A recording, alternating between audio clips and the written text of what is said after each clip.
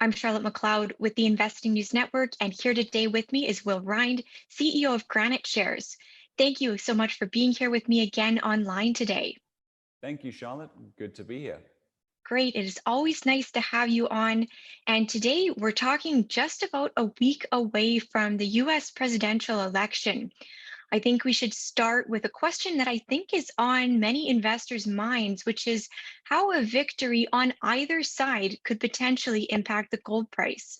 What are your thoughts there? Well, it's a good question. I think let's start with, what each party has kind of indicated from a broad economic perspective.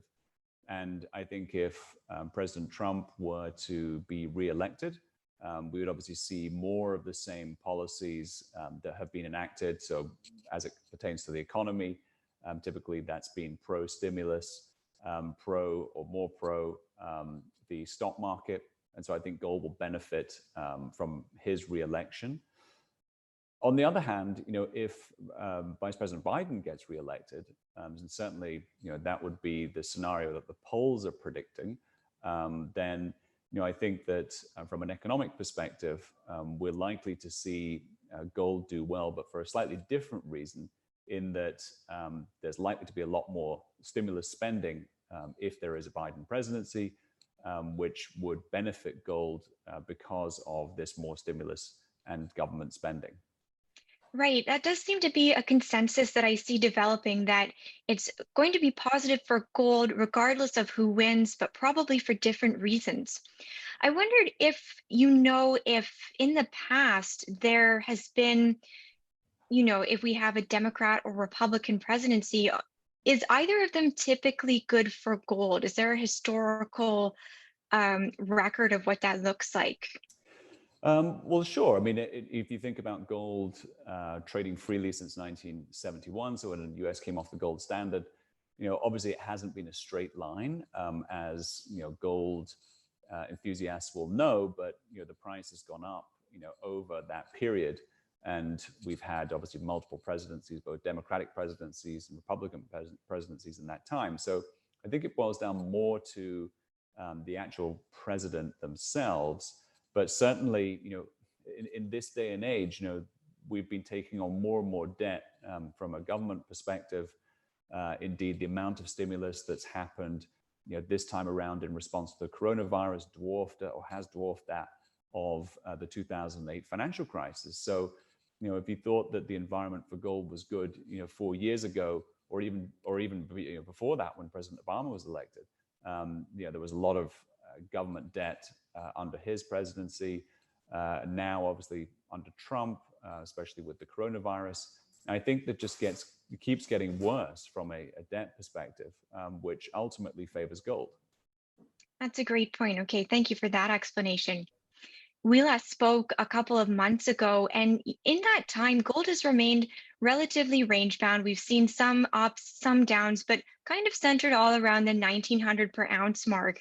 I wondered if you could give your thoughts on that movement. What does that mean? Is that a natural kind of correction that we're seeing right now?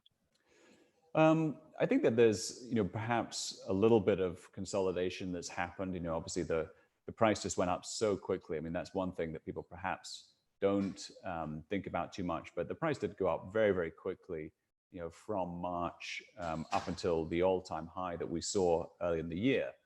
So a bit of consolidation is natural, I think, in the market at this stage. But really, we're so close to a presidential election. And, I think for the gold price, it's kind of hinging on two things. One, certainty around, or more certainty around the election. And we talked about the presidency, but we haven't talked about the Senate, which is also a really important consideration in this, because of course you could have a situation where, you could have a Joe Biden presidency, but still have a Republican controlled Senate.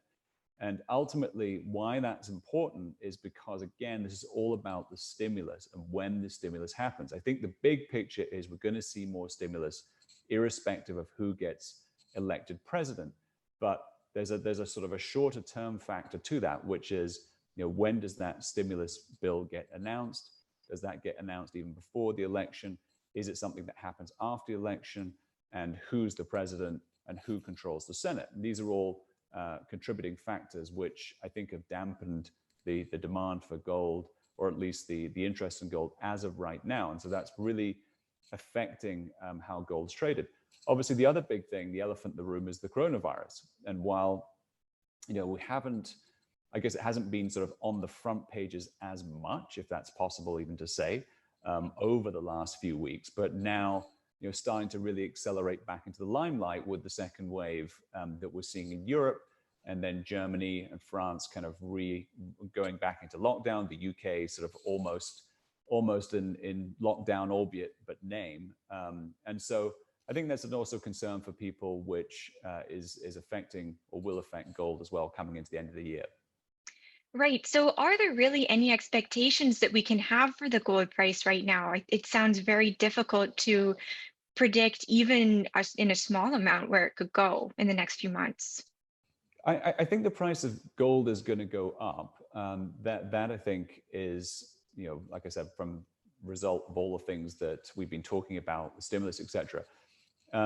I think the hesitancy perhaps that you're seeing in the market on behalf of some investors is it going to correct further from here? In other words, does it present a better buying opportunity for people to wait a little bit rather than right now? That's obviously an unknown factor. But I think as it pertains to the election, what a lot of investors are doing is just sitting on the sidelines until there's more certainty around the election. Obviously, if people are sitting on the sidelines, they're not active in the market, and therefore they're buying less and selling less. And so that impacts prices as well. And so I think certainly from what we've seen from a lot of our clients, there's a kind of a wait and see mode until they get a little bit more certainty around what's happening. So I expect things to pick up pretty significantly after the election when people have sight of what's going to happen. Okay, and you did a good job, I think, of highlighting some factors that we might be missing in the market. For example, the Senate, we may have let coronavirus fall to the sidelines a little. Are there any other factors you would mention that may be being covered up right now or not giving enough attention to? Um, I think the dollar, I mean, it kind of goes hand in hand with the gold price, but the strength of the dollar is also a really important thing. And when you have the stimulus packages delayed or any kind of news in the market that negatively impacts the more immediate term prospect of stimulus, that tends to boost the dollar, which tends to push gold down. So I think for the dollar to start to soften again, again, the market needs to be more comfortable that stimulus is going to be around the corner, and that's something that's going to get resolved. So from that perspective, the dollar is also important to watch in terms of the short-term trajectory on that.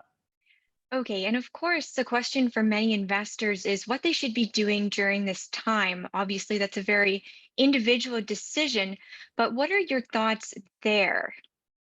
I think, what a lot of investors are doing, as I said, is kind of sitting on the sidelines and waiting to see what might happen. And I don't think that's a bad strategy. And certainly, unless you're very kind of predisposed one way or the other, I think it's probably prudent at this time to wait and see what's going to happen rather than sort of take a position either way. But I think in terms of the longer term picture, the short term election and short term events are much less relevant. And so for a lot of investors, the asset allocation that they have won't change that much regardless of what's going on. Certainly things like who's the president and other sort of factors in the market. And so from that perspective, people will be thinking a bit more longer term. All right. And I know from previous conversations, you've spoken to us about some of the ETFs that GraniteShares offers. You have a gold ETF, a platinum ETF. Today, I wanted to ask, once you have your precious metals exposure, are there things you should be looking at after that, things that you might recommend? Well, I think if you're talking about just a general construct from an investment perspective, really there's probably three things that apply to most investors. I'm not going to say all investors because everybody's situation is different, but certainly from a diversification perspective, that's important to have assets in the portfolio that can diversify holdings, and so gold obviously fits into that bucket. Income is something that is really important to people. Probably never been more important if you're an income investor and looking for income. And again, this environment now where you have zero interest rates again, negative interest rates on a real basis. So income is something that the people are interested in, and we have an income strategy for that. And then obviously long-term capital growth, and looking for long-term capital growth perspective. Again, that typically means investing in the equity market and have an equity strategy. So I think those three things, diversification, income, and long-term capital growth, are probably things that most investors can relate to. And we have solutions for those investment problems. Perfect. Now, as we're wrapping up, I think we've done a pretty good job of expanding on a situation that's developing quickly.